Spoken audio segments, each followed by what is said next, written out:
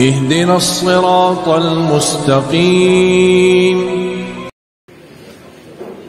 Alhamdulillahirabbil raditu billahi rabba wa bil islami dina wa bi muhammadin nabiyya wa rasula. Rabbi zidni ilma warzuqni fahma. Rabbi shrah li sadri wa yassir li amri wahlul 'uqdatam min lisani yafqahu qawli. Nah, kita pada pagi hari ini dan seterusnya untuk beberapa hari insyaallah masuk klasifikasi kedua, yaitu kita akan mengkaji nama dan sifat-sifat Allah yang akan dikaitkan dengan perbuatan Allah.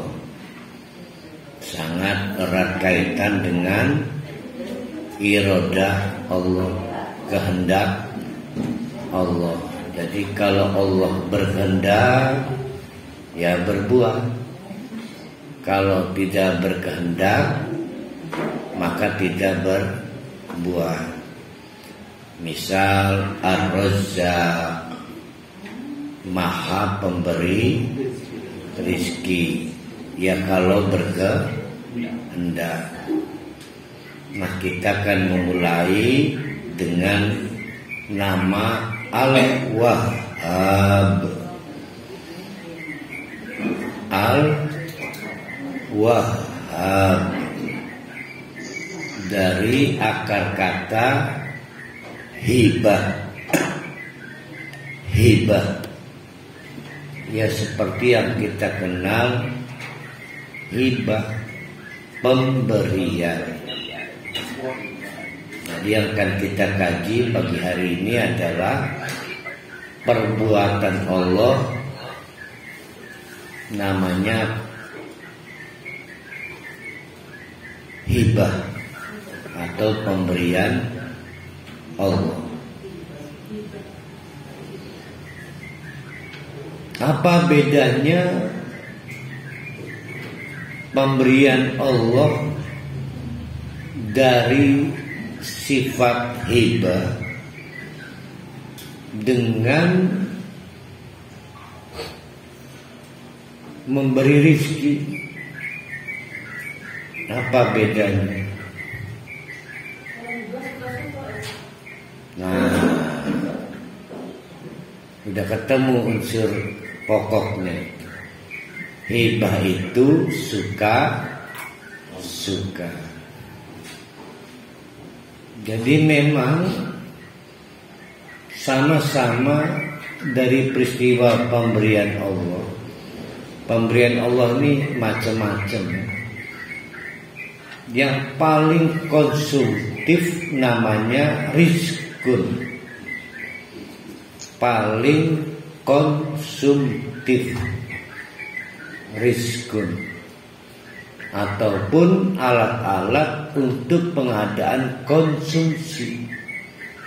Itu namanya rizkun, dan sifatnya selalu habis pakai, jarang permanen.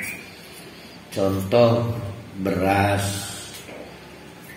cepat kada luasa.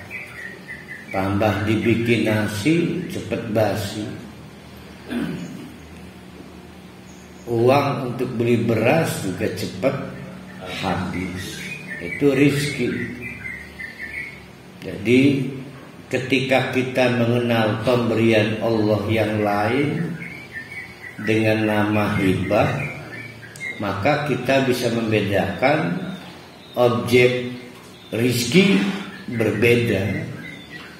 Jadi rizki itu adalah pemberian Allah yang berkaitan dengan hal-hal yang sifatnya konsumsi, baik Konsumsi dalam pengertian makanan pokok, makanan tambahan, apa makanan tambahan? Suplemen ataupun makanan pelengkap komplement. Baik itu yang sederhana maupun mewah. Baik yang itu merupakan obat atau bukan. Semua yang kita konsumsi, kalau makanan sudah dikonsumsi, makanan itu hilang. Maka yang kita makan, apakah jadi daging atau jadi kotoran, tinja, tai, itu bukan rezeki lagi, udah hilang. Nah itu rezeki. Tapi hibah di luar itu semua. Hibah di luar itu semua dan lahir dari nama dan sifat Allah bernama Al-Wahhab. Al-Wahhab. Ada Al-Wahibu, ada Al-Wahibu, berarti sang pemberi.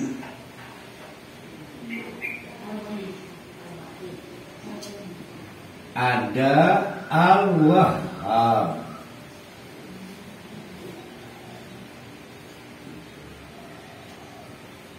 berarti fa'alun kan. Ghaffarun, apalagi Ghaffarun sama Wahhabun, apalagi yang mirip-mirip. Jabbarun. Kalau Kasalun pemalas. Allamun, Allamul ghuyub. Allah. Fa'al berarti sama artinya yang memberi, karena berubah menjadi fa'alun maka terus menerus, tidak ada henti dan kapoknya. Terus pemberiannya banyak, melimpah ruah.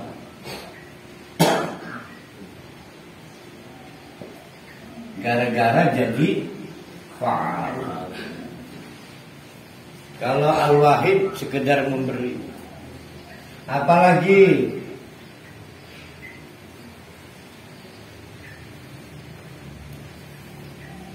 tuh bos beras itu ngasih parohali tiap tidak beras baik lah ke pragati beras baik. Maka kata perhilah kalian telah dua ini gitu, maka dia bukan Al-Wahhab.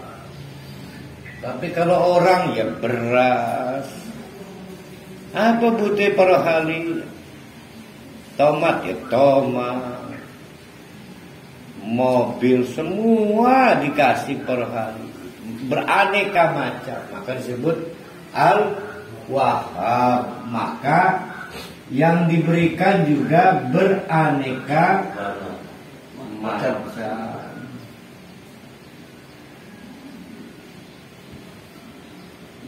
Apalagi masuk unsur fa'alun.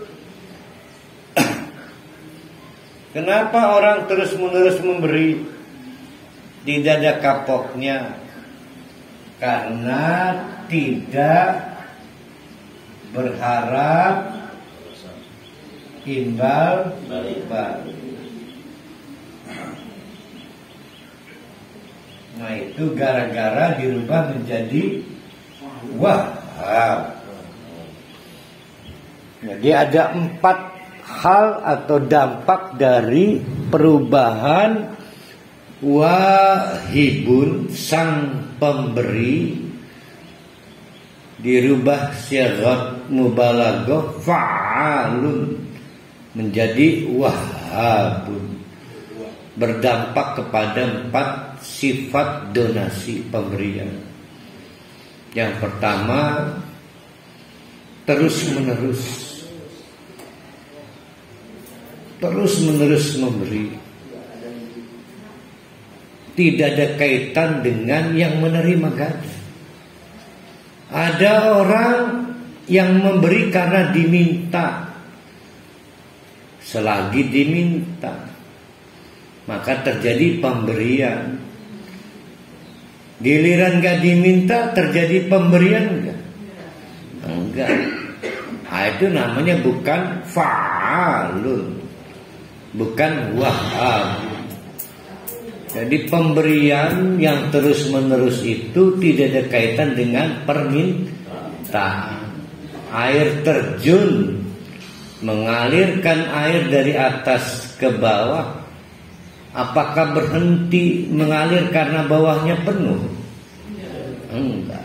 Nah, maka air terjun bukan diminta, tapi dia memberi terus. Nah, itu namanya al-wahhab, terus menerus memberi.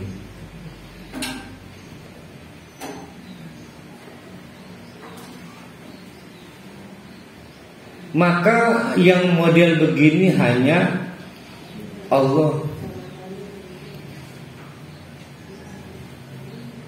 Allah itu memberi terus menerus karena memang tidak ada ajalnya. Suatu hari kita bertanya, tumben itu ya si fulan gak ngirim beras. Maka anak saya lapor, oh bapak belum tahu udah mati. Oh mati. Gara-gara mati gak ngirim beras lagi. Udah berhenti tuh. Udah berhenti sifat memberinya gara-gara mati. Atau kata anak saya, oh bapak belum tahu, terbakar gudang berasnya. Sudah gak bisa memberi, habis. Nah, maka kemampuan memberi manusia tidak seperti kemampuan memberi Allah. Manusia tetap disebut wahibun, sedangkan Allah disebut wahhab. Begitu juga jumlah pemberiannya. Banyak sekali pemberian. Sedangkan kita memberi itu dibayang-bayangi 2 hal sekaligus. Yang pertama, ambang batasnya sudah dibuat fitrah oleh Allah. Maka perintahnya, dan wa anfiqu, infakkanlah oleh kalian min itu berapa? Sebagian. Nggak pernah disuruh semuanya. Itu Allah udah membuat kisaran fitrah kita. Hanya orang kehilangan fitrah yang ngasih semuanya, walaupun tanda petik baik. Jadi orang normal itu mentok-mentoknya setengah dari yang dimiliki. Karena setengah, ya setengahnya 1.500.000.000, setengahnya 354 triliun, tetap aja ada angka terbatas. Sesuatu kalau ada angka, baik kali, bagi, tambah, tetap terbatas. Namanya dibatasi angka. Ada habisnya. Pasti ada habis yang ada angkanya. Nah, maka pemberian manusia tidak akan pernah banyak, berbeda dengan Allah. Pemberiannya banyak. maka disebut Al-Wahhab. Sifat kedua yang membayangi manusia, selain stok cadangannya hanya paling maksimum setengah dari yang kita miliki, yaitu fitrah manusia itu bakhil, yaitu pelit. Nah, maka orang dermawan itu adalah orang yang tidak pelit doang. Orang dermawan itu adalah orang yang tidak pelit, karena asalnya pelit. Jadi asal kita ini pelit. Nah, maka ketika kita itu royal, itu lagi gak pelit doang. Karena ketika dalam keadaan normal kembali kepada habit kita, yaitu pelit. Nah, Allah gak pernah setar dari pelit. Setar Allah itu memang dermawan, zat dermawan. Jadi setar kita itu pelit. Kapan kita longgar pelitnya sehingga mau memberi? Banyak faktor. Maka cara kita memberi berbeda dengan cara Allah memberi. Cara kita memberi selalu dipengaruhi siapa yang diberi. Jadi untuk menghilangkan imbal balik mustahil, karena sudah fitrah manusia. Seperti maka kita kapok infak kepada someone, memilih infak kepada yang lain, tetap infak juga. Dijamin ikhlas deh. Tapi pertanyaannya, kenapa kapok ke si fulan A lalu memindahkan infak kepada si fulan B? Kelih pun itu, wah, rasa terima kasih Ustaz. Hanya berbicara soal tanda terima kasih. Tapi insya Allah ikhlas. Insya Allah ikhlas. Dan apa yang menjadi contoh terakhir membuktikan itulah batas manusia memberi sesuatu. Jadi gak bisa. Allah mah kan gak dipengaruhi siapa yang menerima. Nah, dengan latar belakang dua hal yang ada pada manusia, cuma Allah yang pemberiannya itu melimpah ruah. Bahkan di jam-jam sulit, kita itu coba bayangkan jam 12 bengi per kali datang ke rumah Bu Haji Tuti. Assalamualaikum. Ai per kali ndetulung Bu Haji Tuti. Lah kedinelian tak per kali. Ai lah ke waktu lian tak per kali. Jam 12 bengi. Tapi beda dengan Allah. Kata Allah, coba lihat jam kamu rohani, jam 1 ini extra time. Malaikat banyak turun. Ini jam terbaik saya memberi. Ayo datang di jam ini. Siapa yang mau ampunan? Kan kita bukan gitu kan. Tambah malam jam 4 subuh, datang lagi ke Bu Haji Imam. Anak bikin perang. Masih dur paling tangi. Tapi beda lagi kata Allah. Wah, ini the best time ini. Sedikit orang yang terbangun untuk menjemput anugerah. Jadi beda ukurannya. Semakin tidak masuk akal, Allah semakin royal kan. Jadi nggak bisa dibandingkan. Maka Allah layak menyandang Al-Wahhab, dan kita tetap pada posisi wahibun. Yang ketiga, apa yang ketiga? Variasinya banyak. Saking banyaknya variasi, maka tidak ada kebutuhan alam raya ini yang tidak didasarkan pada pemberian Allah. Tidak ada. ada teori yang menganggap rizkun salah satu hibah. Tapi saya ingin membedakan rizkun ya rizkun, hibah ya hibah. Rizkun turun dari nama dan sifat Allah Ar-Razzaq, sedangkan hibah turun dari nama dan sifat Allah Wahhab. Tapi ada teori yang menginkludkan beraneka macam dari sejak hidayah itu hibah, rahmah, karena bukan konsumsi, bukan. Apalagi mulk, kekuasaan, sampai jenis kelamin anak kita. Maka oleh Allah ada yang dibuka buat mandul, tapi seorang ibu yang lain diberi anak perempuan doang, dan ibu yang lain diberi anak laki doang, atau ibu yang lain diberi banyak anak perempuan dan banyak anak laki-laki, macam-macam.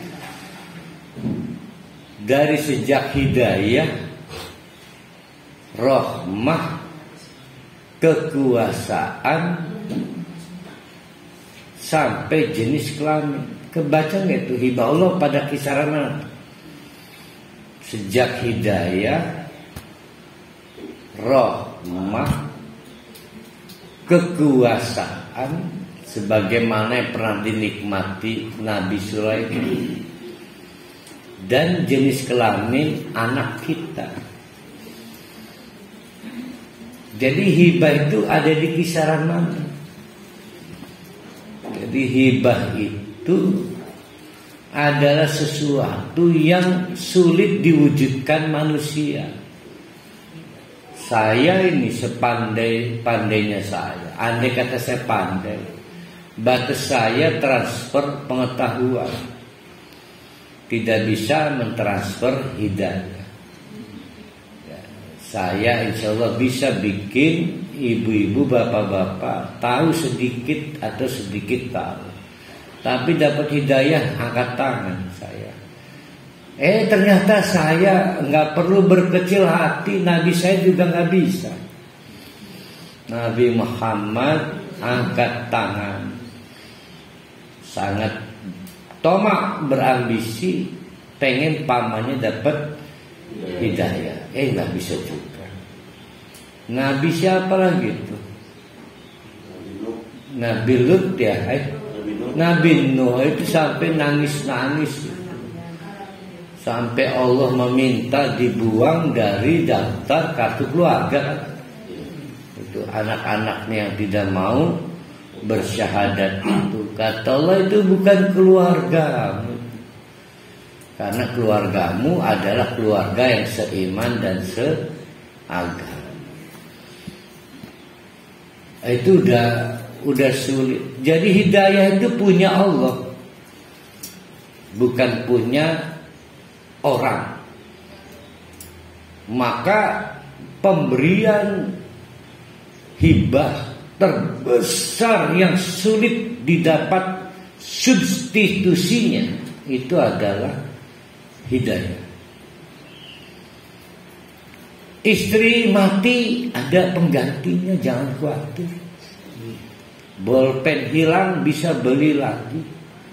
Refill tintanya habis, bisa isi ulang.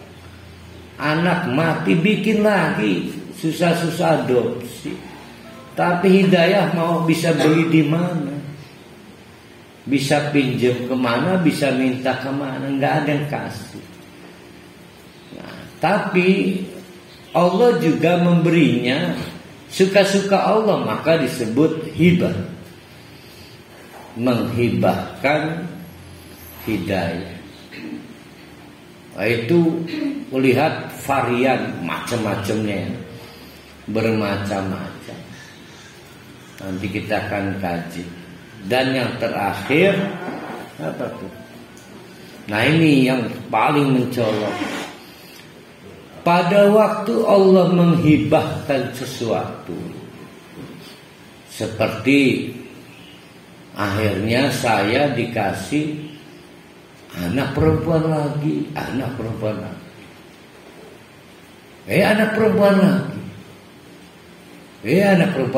Saya takut bikin anak, takut anak perempuan lagi. Jadi anak perempuan. Kira-kira apa ya maksud Allah ya? Keuntungan Allah apa? Nggak ada keuntungan Allah. Karena Allah tidak punya imbal. Ustaz, Ya. Jadi kita bersalam ibah dalam hidayah. Pekerjaan kita sekarang ini ya, apakah kita akan masuk mencari ibah atau meminta hidayah? Nah itu nanti mau dijawab. Jadi kenapa hidayah itu masuk bagian dari hibah dan bukan masuk rezeki? Jadi rezeki itu harus ada kasab. Maka orang kudu megawe ngisi cekrol apa itu. Ya pokoknya absen. Bukalapak, Parohali segala. Saya niup lilin. Itu rizki. Pak Suratin mah bongkar dinamo mobil PS Malimping. Tapi kalau hibah suka-suka, bukan karena kasab, enggak ada.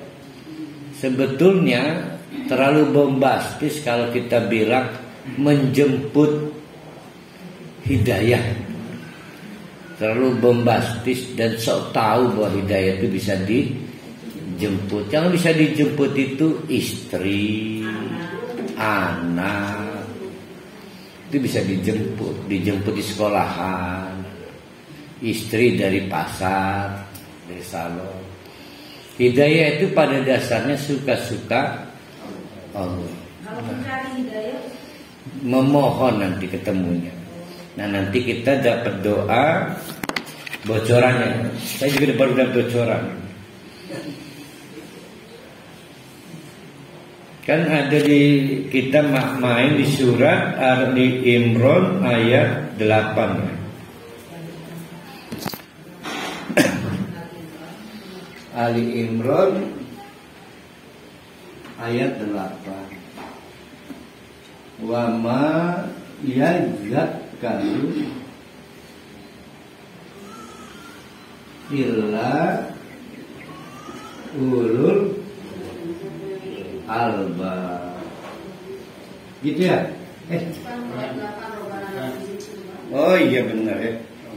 Tuh, kan gara-gara ngelamun kan. Iya benar ya.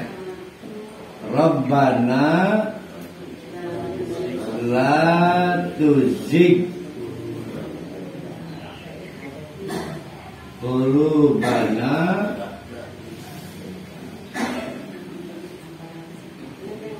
ba'da id hadaitana. Tuh, udah bunyi tuh. Wahablana min ladunka, tanpa kasab ya Allah. Kan gitu kan? Min ladunka, hanya karena dikerunyangi ya Allah. Innaka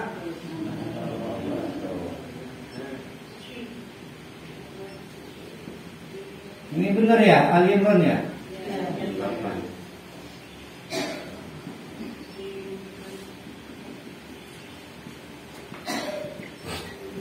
Rabbana Tuhan kami,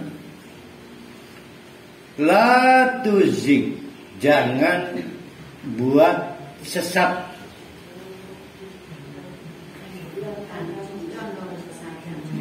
jangan membiarkan yang membuat tersesat kulubana, sampai hati kami tersesat. Ba'da, padahal sudah tergenggam hadaitan hidayah. Oh, rupanya orang udah dapat hidayah juga terancam macet itu hidayah. Ada orang tadinya rajin sholat, melempem sholat. Ada orang bahkan jadi murtad.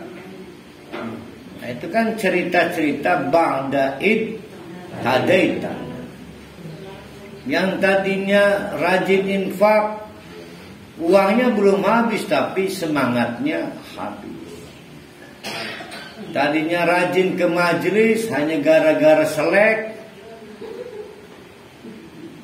mending pindah ke majelis lain. Ini mah ke majelis lain enggak, di rumah juga enggak ngaji, macet. Nah, itu namanya ba'daid hadaitan. Maka ya Allah hibahkanlah. Perhatikan, hibahkanlah pada posisi miladunka, bypass, bila kas bin. Ya kan ciri miladunka bila kasbin kan. Ilmu laduni, ilmu bypass dari Allah tanpa perlu kursus, sekolah. Nah, kata Allah miladunka, andai kata tanpa ikhtiar sekalipun. Sebab kalau pakai ikhtiar belum tentu dapat hidayah. Miladunka. Kenapa? Innaka antal wahhab.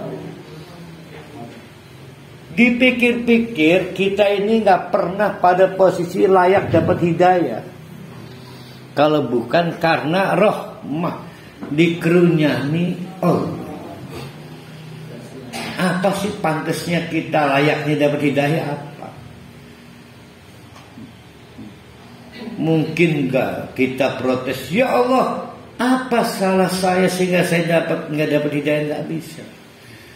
Jadi ketika Allah itu memberikan hidayah, maka itu karena Allah kasihan aja dapat hidayah.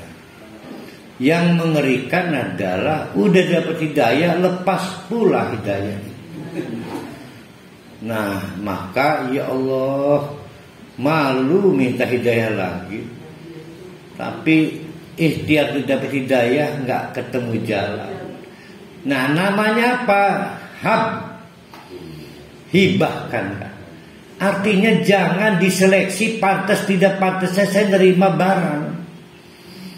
Sebab kalau diseleksi, waduh, nggak lulus seleksi sebagai penerima bantuan langsung tunai kita ini. Maka disebutnya hibah. Ayo mau diseleksi apanya? Ngaji, kadang masuk ya. Kadang kesiangan. Kemarin pada bor sakit ulangan lagi ya.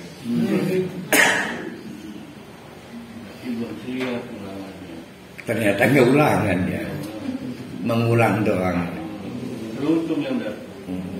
Ya sekarang keuntungannya di share, maka buat PowerPoint maksudnya. Kenapa mal nggak mau buat PowerPoint itu mal? Itu pertanyaan para hal. Dijawab oleh Pak Jan. Saya berbagi pahala. Nah, hidayah itu tidak ada tokonya. Toko, marketplace-nya nggak ada. Nggak ada toko. Bahkan tidak ada agen pemberi hidayah, ustadz, nabi sekalipun. Ya Allah, kita sedih ya, ada nabi sangat menginginkan memberi hidayah pada anaknya, nangis itu, tapi jauh panggang dari api. Ya, Pak Zuzi. Salahkah saya mengatakan ada tokonya? Di mana? Orang nggak mau datang ke sana. Al-Quran dan hadis itu kan tokonya. Nah, betul. Datang ke sana nggak mau gaji, biar dia senang Nengok api. Nah, hidayah itu salah satunya Al-Quran. Dipikir Pak Haji Rusdi mudah orang datang pada Quran.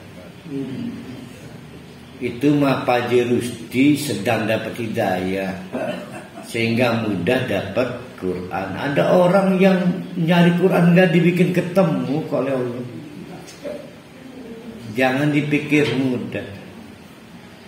Sama dengan cara kita berpikir, gampang gak sih mengakhiri nyawa dengan la ilaha illallah?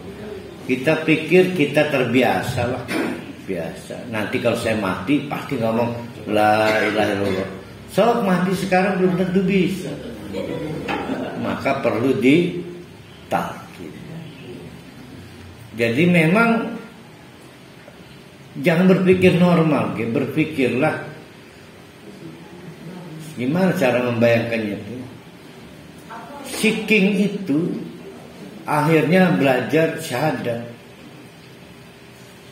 Kata Pak Haji Soleh, itu gara-gara kamu syahadat kamu harus sholat. Kaget dia kan, karena sholat ini 5 waktu sehari. Dianggap akan mengganggu kegiatan dia latihan musik band. Si King nama tokoh di sang para pencari Tuhan 16. Akhirnya kata si King, saya batal bersyahadat lah. Itu enggak ketemu jalan.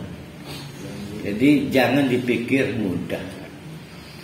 Bahkan tukang penjual Quran Pak Haji Rusdi, di tokonya ratusan mushaf baru, belum tentu bisa baca dia, atau tertarik membacanya, belum tentu. Sebab dia yang jualan Cina kebetulan non Islam yang jualan. Jadi Cina kebetulan non Islam. Yang kedua adalah surat Shad ayat 9. Jadi yang pertama tadi Ali Imran ayat 8, objek hibah atau komoditasnya bernama, komoditas hibah Allah itu namanya hidayah. Ya. Komoditas hibah Allah kedua adalah Ini ayat berapa nih? Shad yang awalnya ayat berapa? 9. Hah? 9. Bunyinya apa itu? Ya khazain ada enggak? Khazain. Indahum khazain. Nah benar nih. Indahum khazain.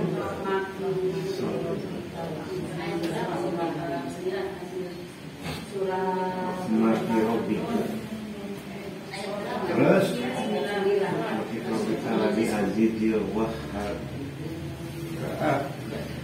rahmati rabbika azizil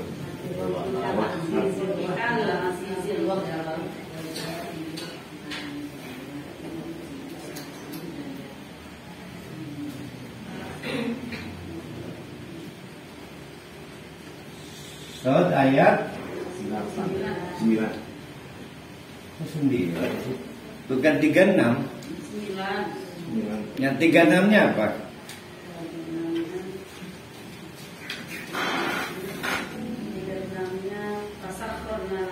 Oh iya berarti bukan. Apakah indahum di tangan mereka orang-orang itu ada khazainu, perkakas, perbendaharaan, kekayaan rahmati rabbika, dari sebagai bentuk rasa iba kasih sayang Allah yang Al-Wahhab. Berarti komoditas kedua adalah khazain, perkakas. Yang pertama hidayah, yang kedua perkakas. Apa aja perkakas kita itu? Lemari, rumah, kendaraan itu perkakas. Tanah, ini kan pemberian Allah tanah ini. Apa yang kita punya waktu lahir kan kita nggak bawa genteng, nggak bawa batu bata, daki membawa ya. Coba kalau tiga tadi kalau 35 apa 35 sob? Kayak bingung sih. Yang Nabi Sulaiman bukan itu. Itu bukan 9 ya? Oh ini yang saya maksud nih. Yang ketiga yuk. Nah Nabi Sulaiman berdoa. Apa doanya? Jadi Nabi Sulaiman meminta diberikan kekuasaan yang tidak akan pernah dilihat oleh periode berikutnya sampai kiamat nanti. Kekuasaan sebesar Nabi Sulaiman. Kenapa dia meminta berdoanya pada Allah? Kata Nabi Sulaiman, innaka antar wahhab.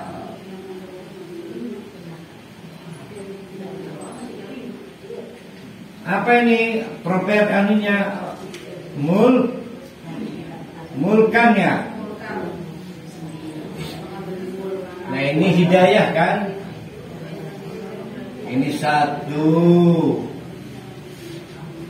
2, 3. Termasuk dia khazain ilmu pengetahuan.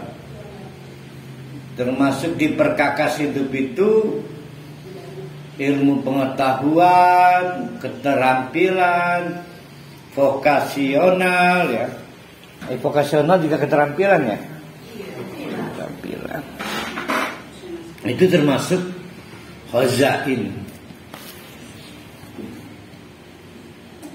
Pahamilah oleh kita itu diberikan oleh Allah sebagai suatu hibah. Hibah. Sifatnya tidak imbal balik. Ya, tidak imbal balik. Tidak mengikat kepada kita sebagai penerima untuk menandatangani dokumen atau membuat satu paper laporan pertanggungjawaban. Jadi jangan khawatir dan bahkan tidak harus mengikuti seleksi calon penerima hibah dari Allah. Untuk menunjukkan luar biasa Allah itu namanya Al-Wahhab, luar biasa. Maka mafhum mukhalafahnya manusia berlawanan terbalik dengan pemberian Allah. Pemberian manusia atau sifat memberi manusia berarti yang pertama tidak terus menerus. Bisa karena habis cadangan devisanya, depositnya, tabungannya, atau habis kedermawanannya. Kedermawanannya habis. Yang kedua, komoditasnya nggak variatif, ya, nggak variatif, dan sulit karena rahmatun sulit. Lihat di situ semua ada kata rahmatun. Jarang kita itu memberi dengan basis empati. Empati itu apa ya?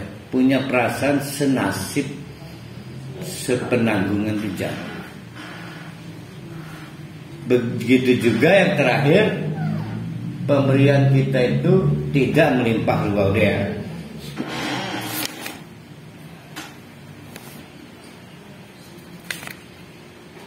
Arah yang mau saya ingatkan adalah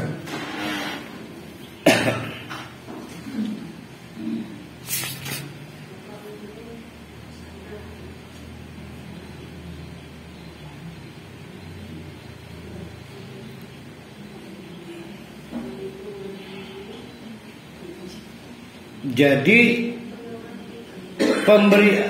jenis komoditas riba itu paling tinggi dan tidak mungkin bisa diberikan oleh manusia bernama petunjuk hidayah. Yang kedua adalah kelengkapan dan kecakapan untuk hidup berkembang hidupnya. Maka saya tiba-tiba tahu cara berhubungan dengan istri yang sah. Tidak harus lihat atau ikut kursus. Tahu cara bikin anak, tahu cara menyenangkan istri, memanjakan istri, nggak harus kursus, nggak. Pengetahuan yang kita miliki dan keterampilan kita untuk memberikan kasih sayang dan romantisme pada istri itu hibah dari Allah. Ya. Dijamin gak ada orang yang habis menikah tanya kepada mertuanya, maaf ayah, tolong bantu saya pengen memulai malam pertama lake. Sudah diberi hibah oleh Allah. Ya, makanya batas-batas seks edukasi, pendidikan seks saya amati aja. Untuk anak PAUD sebatas mengajarkan kepada peserta didik mana yang boleh dilihat temannya, mana yang boleh disentuh temannya, mana yang boleh dilihat teman lawan jenisnya, mana yang boleh disentuh teman lawan jenisnya. Lebih jauh dari itu udah setan saya anggap. Sampai begini udah setan. Karena itu sudah hibah dari Allah. Tidak perlu berdoa kepada Allah, ya Allah berikanlah kemampuan saya untuk berhubungan badan, ini nggak perlu. Sudah dikasih. Nah itu disebut khazain. Kecakapan itu.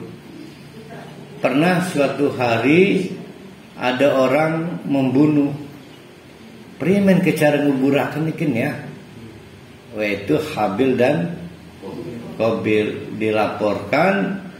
Akhirnya dapat inspirasi, ada seekor burung menguburkan teman burung lainnya. Di akhirnya dapat pengetahuan. Maka dengan cara seperti itu pula dikuburkan orang yang terbunuh. Nah itu juga disebut dengan hibah dari Allah. Kalau buat burung itu disebut apa Ustaz? Dia hibah juga kan. Kan semua makhluk Allah dapat hibah. Jadi inilah hibah. Kalau begitu Ustaz, kalau betul hibah itu adalah sesuatu yang sifatnya pasti diterima manusia, kapan kita memohon hibah? Nah ini yang pertanyaan penting. Mari kita lihat posisi Allah. Allah itu nggak minta aja ngasih, nggak minta aja ngasih. Melalui ayat-ayat ini akhirnya kita kenal ternyata Allah suka ngasih hidayah. Allah juga suka ngasih apa lagi itu selain perkakas apa?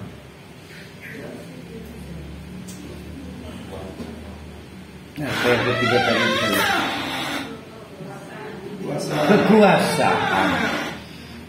kekuasaan ini banyak turunan, bukan hanya dimiliki Sulaiman.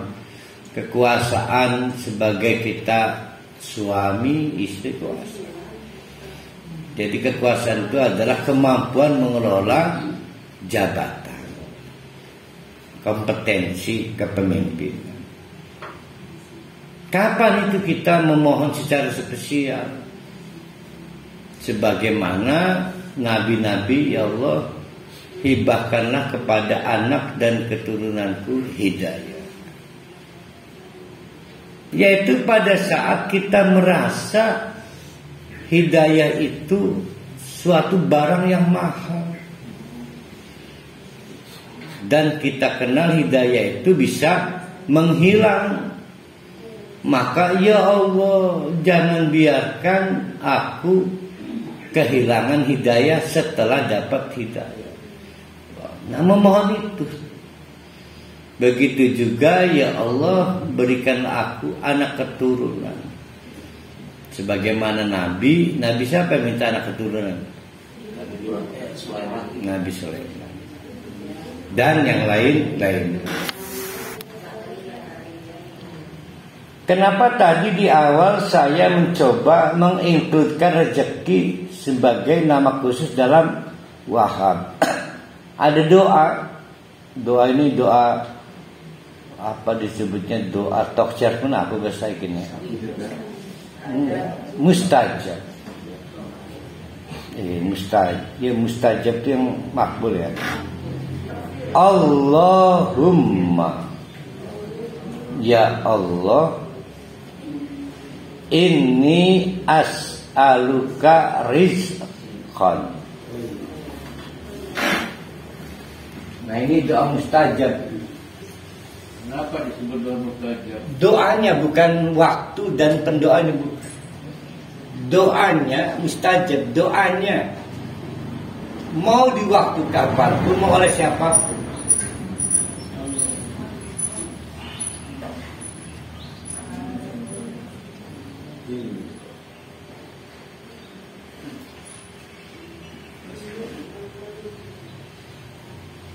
Nanti ada problem. Udah doanya mustajab, orangnya nggak mustajab.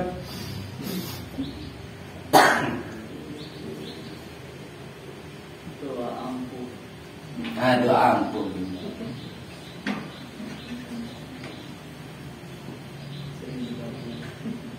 Ingat rizkon ya.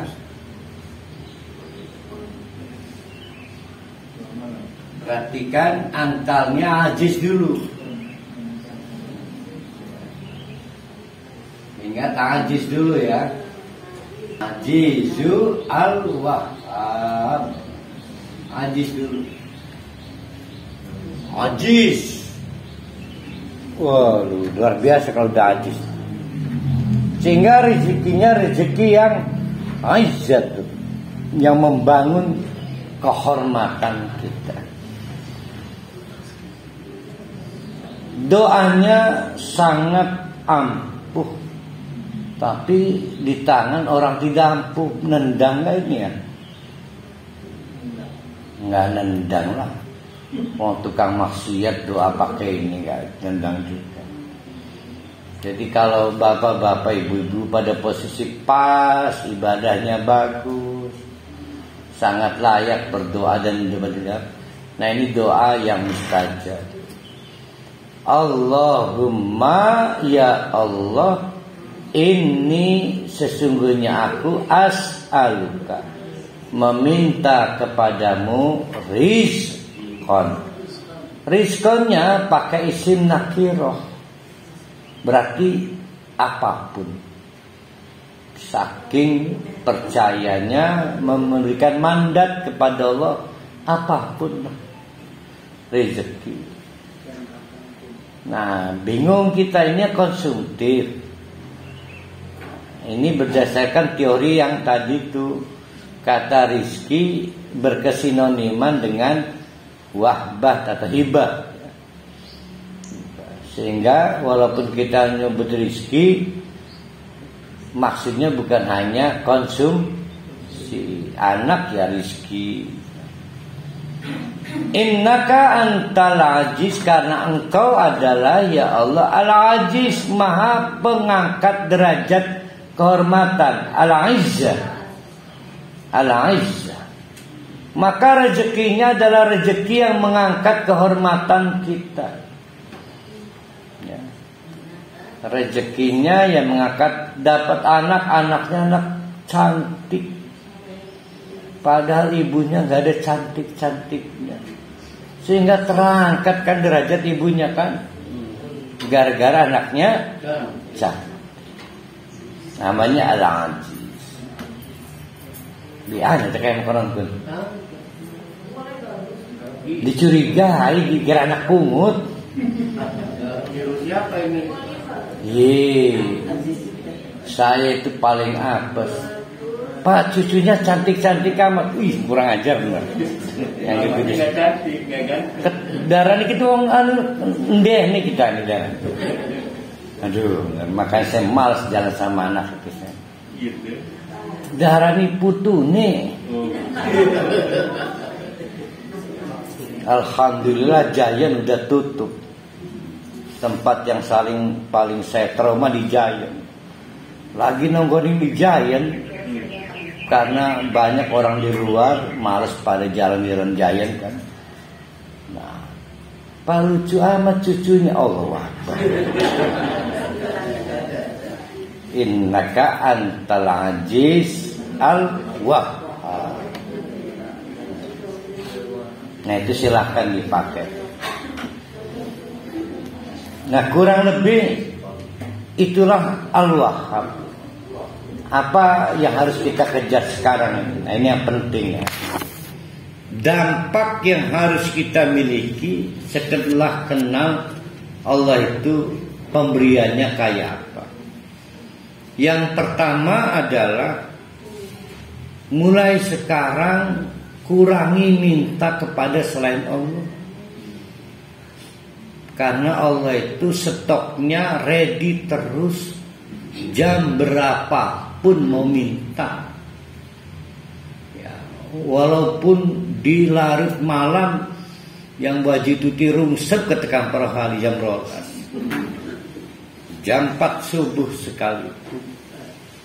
Dan gak usah was-was merasa enak cerewetnya. Jangan takut stoknya tak terbatas. Kurangi minta kepada selain Allah. Kurangi. Apalagi permintaan kita kepada selain Allah akan membuat kita itu terjebak pada utang budi. Ya, mending utang budi kadang ditambah utang iwan segala kakaknya itu. Karena iwan ini kakak budi. Lah Wati nggak ada Wati, udah meninggal Wati. Jadi kurangi minta kepada selain Allah dan persering minta kepada Allah jam berapapun, terutama prime time. Prime time-nya hibah Allah kapan? Enggak. Sepertiga akhir malam. Itu prime time-nya toko hibahnya Allah. Kan Allah yang bilang sendiri, ayo di akhir sepertiga akhir malam ini, ayo datang, mintalah istighfar kepada aku, minta juga yang lain, aku tunggu. Allah sendiri itu kan ya Allah. Yang kedua, tirulah akhlak Allah. Masih ingat kita sekarang klasifikasi perbuatan. Kalau kemarin zat tidak bisa duplikasi. Kalau ini wajib diduplikasi karena perbuatan Allah. Yang kedua, tirulah akhlak Allah. Kalau memberi daim, jangan kapok. Jangan kapok. Walaupun memang ngejengkelin seorang, nggak punya rasa terima kasihnya. Ya, tirulah Allah. Walaupun kadang-kadang dibayang-bayangi takut habis cadangan deposit kita. Percayalah nggak akan ada habisnya. Tirulah Allah. Ya, nggak akan ada habisnya.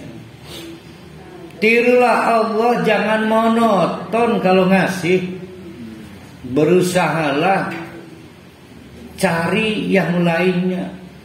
Esok kita tahu, awan tahu, orang pengen tak tuku ayam. Dok, yang membahagiakan lah. Jangan monoton, mentang-mentang tukang tahu, ngirim tahu mana. Nah, itu namanya nggak niru Allah. Allah mah apa-apa dia dadakan. Jadi cobalah yang menyenangkan ngasih-ngasih. Pempek. Ustaz, dulu waktu saya belajar di SMP, guru agama saya itu mengajarkannya begini, Ustaz. Dalam memohon kepada Allah itu ada yang tidak perlu kita berusaha lagi, tapi ada yang kita perlu berusaha untuk mencapai apa yang kita mohon kepada Allah Ta'ala. Jadi pikir-pikirlah saya, yang mana itu yang tidak perlu usaha lagi kalau kita mohon kepada Allah Ta'ala, menonton langsung ada. Maksudnya itu begini. Bagus ya pertanyaan Pak Jurusti. Kenapa karakter hibah itu kuat? Karena Allah memberi tidak sangat dipengaruhi siapa penerima. Bahkan andai kata Pak Haji Rusdi, maaf nggak pantas menerima menurut saya. Contoh, Pak Haji Rusdi umur berapa ini? 85. Sama Allah dikirim orang, digerakkan oleh Allah ngirim Camry. Pantas nggak? Nggak pantas kan, udah sepuh. Ini dikirim Camry Rubicon. Padahal nggak pantas. Nah, itulah hibah Allah. Jadi hibah Allah itu tidak dikaitkan. Beda kali dengan cerita Pak Haji Rusdi akhirnya baru berhasil mengumpulkan uang sebesar 1.700.000.000 pada usia 82. Maka kata Jurusti, tibalah saatnya. Maka berangkat beli Rubicon. Kendati pun usianya 82, namanya kasab itu namanya. Itu namanya hasil jerih payah. Itu mah bukan hibah. Nah, nanti kita nyampe situ. Jadi hibah itu udah penyesuaiannya ya? Enggak, hibah mah suka-suka Allah. Artinya kalau dapat sesuatu jangan merasa pantas dapat. Karena Allah nggak pernah menyesuaikan dengan penerimanya. Anggap aja lagi dikerunyai Allah gitu. Yang ketiga, yang pertama adalah kurangi minta kepada selain Allah. Yang kedua, tirulah cara Allah memberi. Nah, ini yang ketiga. Jagalah setiap pemberian Allah. Karena ini inti poinnya ini. Jagalah setiap pemberian atau hibah Allah. Sudah dapat hibah apa aja kita sekarang? Apa aja? Misalnya mata mah. Jangan mata anak lah. Anak, hidayah. Itu namanya hibah. Jaga, yaitu dengan syukur.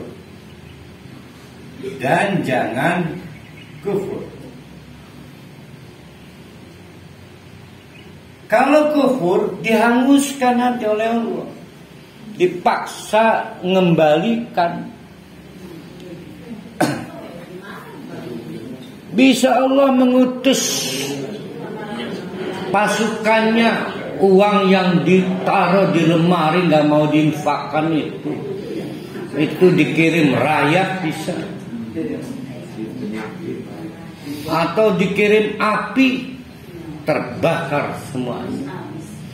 Kemarin sedih saya lihat banjir di Cianjur, ribuan ekor ayam di peternakan hanyut. Terdengar suara jeritan Bu Haji pemilik peternakan itu. Nggak kelihatan nangisnya, terdengar jeritannya.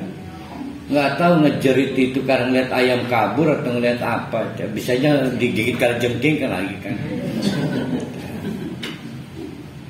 Ya Allah, pikir saya untuk membunuh ayam rumit, butuh racun atau gas yang sifatnya masif. Karena saya jengkel ini Pak Haji ini pelit. Dia punya puluhan ribu, mau saya bunuh. Ternyata mudah buat Allah menarik paksa itu ya. Asli kalau lihat kan video langka itu ya. Video langka ditulisnya viral kan. Luar biasa, ayam berompatan. Ayam bukan lele, bukan nila. Karena jebol itu mah biasa itu mah. Kalau dalam banjir ada ikan nila jebol kolam biasa. Itu mah ayam berhali. Allahu Akbar ya. Ditarik paksa oleh Allah. Sesuatu yang sebelumnya sudah dianugerahkan melalui mekanisme hibah. Karena kita gagal kelola dengan baik. Buat Allah, suka-suka Allah menarik dan memberi. Waktu memberi nggak ada kangsennya. Kangsen apa kangsen? Nggak ada janjiannya. Nggak ada dokumen tentang para pihaknya. Allah juga bisa mengirim makhluknya berupa api. Bahkan Allah bisa membuat kita lupa pada uang ataupun anugerah Allah yang kita miliki. Dibikin lupa. Sedangkan lupa itu temannya setan. Kalingan tempat balik Rabi Nining Banjaragung balik ini Persada. Seri. Namanya kita nyebutnya linglung. Padahal yang cantik yang Banjaragung, yang Persada Allahu Akbar digawe kondangan gegati. Serius bisa begitu ya? Yang kaya yang Banjaragung istrinya, waduh bisa begitu. Dikomentari sama orang, laki hebat dia. Dia memilih yang jelek dan miskin, padahal lagi linglung itu. Nah itu namanya ditarik kembali anugerah Allahnya karena istrinya disia-siakan. Jadi cerai itu satu sisi sudut cara Allah menarik paksa anugerahnya. Dari sisi sudut, dari satu. Ya terserah ini mah sudut lain. Kan selalu banyak sudutnya kan. Dalam perceraian banyak sudutnya kan. Kata orang, alhamdulillah cerai. Setidaknya enggak KDRT kan. Udah babak belur tuh si perempuan gak dapat harga. Tapi kata Allah itu cara Allah menarik paksa. Kebakaran, kemalingan, kecopetan, atau apapun, gagal panen segala. Karena kita gagal mengelola anugerah Allah yang sifatnya cuma-cuma itu. Jadi bapak-bapak, ibu-ibu punten, setiap sesuatu yang kasabnya rendah, maka cara hilangnya mudah. Cara Allah menarik laginya mudah. Oleh karena itu sesuatu yang tanpa ikhtiar kita terima sebagai anugerah terbesar karena rahmat Allah. Jangan coba-coba main-main dalam hal bersyukur. Rentan. Contoh, Orang yang kaya raya padahal cuma jualan pisang bakar. Misal. Nah, berarti yang lainnya adalah hibah dari Allah. Nah, maka jangan coba-coba kufur nikmat. Bukan takut kehilangan harta, bukan. Bagaimana kalau yang ditarik paksa itu hidayah Allah? Gimana coba? Sudah dapat hidayah, nggak mau infak, nggak mau sholat, nggak mau menghargai istri, tetangga, disuruh kayu uang beriman, lah kebedaannya kalian uang kafir. Gimana kalau ditarik paksa hidayahnya? Kita dibikin murtad juga. Oh, itu kan ngeri itu. Jadi jangan main-main lah. Karena hidayah ini bukan lambang ijazah kita susah payah, bukan. Contoh, slot saya lahir dari keluarga Islam. Nih Islam kita nih. Yang lain yang mu'alaf susah payah lo bersyahadat itu. Ya kan? Nah saya mau untung slot aja lahir. Langsung. Karena bapaknya kiai lah anaknya ngerungu ngaji. Bisa mana kita kan? Jadi terlalu mudah untuk saya dapatkan. Maka terlalu mudah juga bisa hilang dari saya karena ditarik paksa. Pilihannya cuma dua. Satu, kembalikan kepada Allah sebagai suatu syukur, atau ditarik paksa oleh Allah karena akibat kita kufur. Nah, itu dua pilihannya, dua-dua. Jadi kalau bersyukur malah kita akan dapat hibah yang lainnya. Kalau kufur maka azab, dan adab yang paling dahsyat adalah ditarik paksa properti, perkakas, hidayah, bahkan kekuasaan kita menjaga akal pikiran kita juga bisa ditarik paksa oleh Allah. Na'udzubillahi min dzalik. Itulah yang dimaksud dengan wahhab.